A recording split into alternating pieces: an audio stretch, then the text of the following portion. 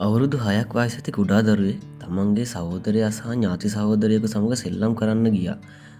එක මොහොතකදී තමන්ගේ ජීවිතය සදාටම වෙනස් කරන ප්‍රහාරයකට මුහුණ දෙන්න සිදු වුණා. චිම්පන්සි කණ්ඩායමක් ඔවුන්ට පාර දුන්නා. ඒ ප්‍රහාරයෙන් ඔහුගේ ඥාති සහෝදරයා මිය ගියා. දුනියා බරපතල තුවාල ලැබුවා. මුහුණේ විශාල කොටසකට හානි වුණා. දකුණු කනට තුවාල වුණා. වම් අතේ මැද ඇඟිල්ලත් අහිමි වුණා.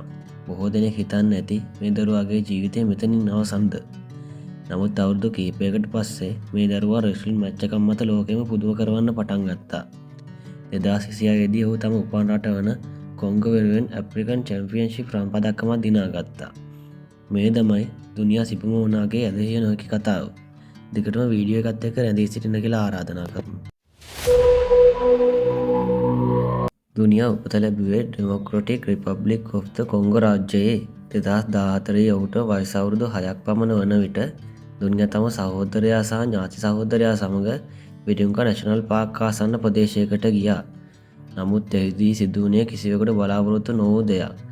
චිම්පන්සියන් කණ්ඩායමක් ඔවුන්ට පහර දුන්නා. ප්‍රහාරය කොතරම් දරුණුද කියනවා නම් දුනියාගේ ඥාති සහෝදරයා ජීවිතයෙන් සමුගත්තා. දුනියා සහ ඔහුගේ සහෝදරයාට බරපතල තුවාල සිදු වුණා. දුනියාගේ මුහුණේ තොල් සහ පටක විශාල ලෙස විනාශ වුණා. ඔහුගේ දකුණු කනට හානි වුණා. වම් අතේ මැද ඇඟිල්ලත් අහිමි වුණා. නමුත් ඔහු ජීවත් වුණා. ඒ ජීවිතය ඉදිරියට ගෙන යන්න ඔහුට තවත් විශාල සටනක් කරන්න සිදු වුණා. දුනියට වයස අවුරුදු 8ක් වන විට ඔහු වෛද්‍ය ප්‍රතිකාර සඳහා ඇමරිකාවට ගෙන එනු ලැබුවා. එතැන් සිට ඔහුගේ ජීවිතය සම්පූර්ණයෙන්ම වෙනස් වුණා. ඔහුගේ මුහුණ ප්‍රතිසංස්කරණය කිරීම සඳහා ශල්‍ය කර්ම ගණනාවක් සිදු කළා. වාර්තා අනුව ඔහුට ශල්‍ය කර්ම 14කට වැඩි ප්‍රමාණයක් සිදු කර තිබෙන අතර වෙනත් වාර්තා ඔහුගේ මුළු සංඛ්‍යාව 16ක් පමණ බව සඳහන් කරනවා.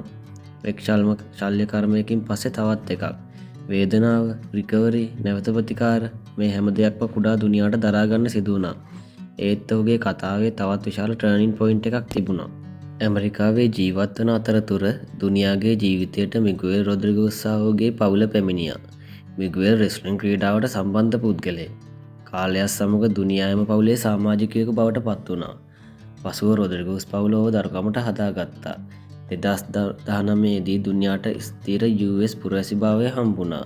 නමුත් ඔහුගේ නව ජීවිතයේ ඔහුට ලැබුණු වැදගත්ම දෙයක් වුණේ රෙස්ලින්. දුනියා මීට පෙර රෙස්ලින් ක්‍රීඩාව කරලා තිබුණේ නැහැ. නමුත් ඔහුට ඒ ක්‍රීඩාව හඳුන්වා දුන්නා. මුලදී ඔහුට කිසිම දෙයක් ලේසි වුණේ නැහැ. අලුත් රටක්, අලුත් භාෂාවක්, අලුත් පරිසරයක්, ඒ අතරේ අලුත් ක්‍රීඩාවක්. නමුත් දුනියා ඉක්මනින් රෙස්ලින් වලට ආදරය කරන්න පටන් ගත්තා. ට්‍රේනින් වැඩි කරා. තරගවලට සහභාගී වුණා. පරාජයෙන් ඉගෙන ගත්තා. ඒ වගේම ජයග්‍රහණ ලබා ගත්තා.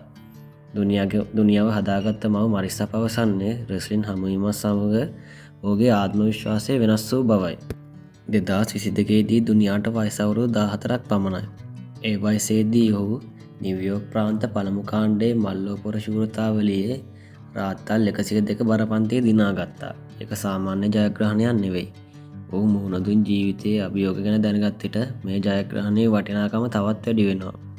2023 දී ඔහු ස්ටේට් චැම්පියන්ෂිප් එකේ 3 වෙනි ස්ථානයට පත් වුණා. 2024 දී දෙවැනි ස්ථානයට පැමිණියා.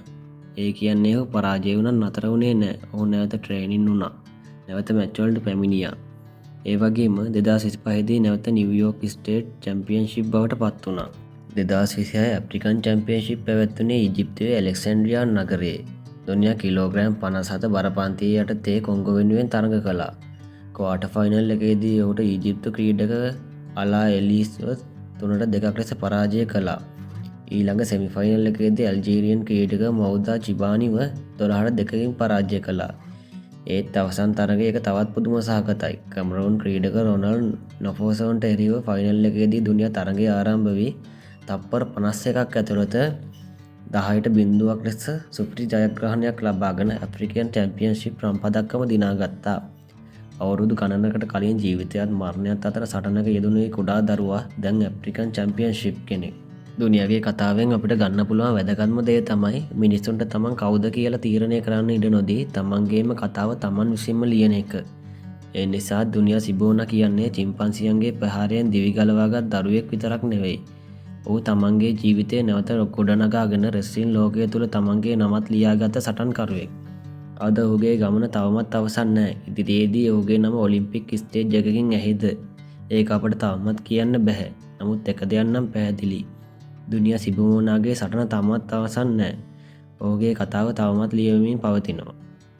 ඔබට මේ වගේ සැබෑ ජීවිතයේ පුදුම සහගත කතා තවත් දැනගන්න අවශ්‍ය නම් අපගේ channel එක subscribe කරලා bell button එකත් click කරලා තියාගන්න.